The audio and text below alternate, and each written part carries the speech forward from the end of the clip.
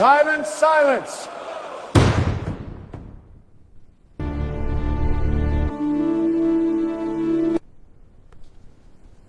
ఏమిటి మీ ఆరోపణలు? కోర్టుకి వివరించండి.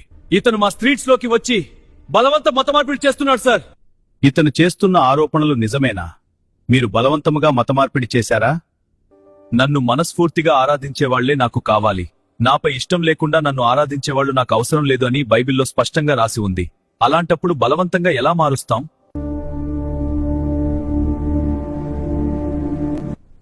మీరు రైస్ బ్యాగులు, డబ్బులు, కానుకలు ఆశ చూపించి మా వాళ్ళని మతం మార్చారు.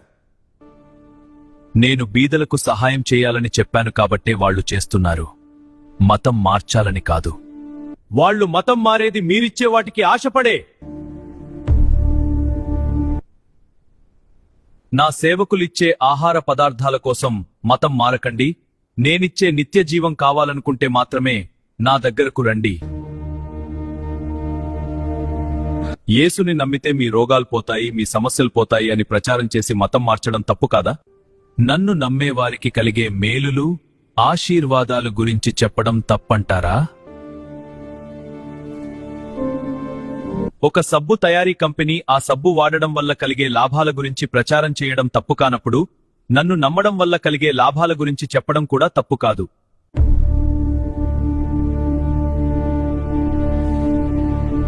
మీరు మా వీధుల్లోకి వచ్చి మత ప్రచారం చెయ్యొద్దు, మాకు చెప్పొద్దు.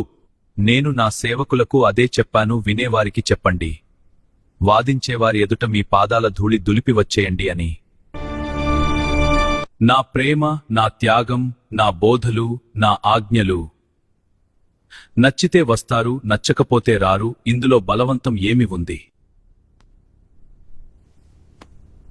మీరు మత ప్రచారం చేయడం వల్ల రోజురోజుకి మా మతం తగ్గిపోతుంది. నేను మీ పాపముల కోసం మరణించాను. మీరు మీ పాపాలు ఒప్పుకొని విడిచిపెడితే నేను మిమ్మల్ని క్షమించి నిత్య జీవమిస్తాను.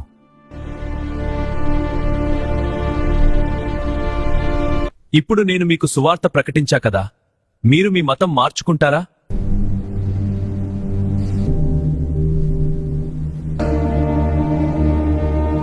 వినగానే ఎవరు తమ మతం మార్చుకోరు. బలవంతపు మత మార్పిడి అని చెబుతున్న ఈ కేసులో సరియైన ఆధారాలు లేనందువల్ల కేసు కొట్టివేయడం జరిగింది.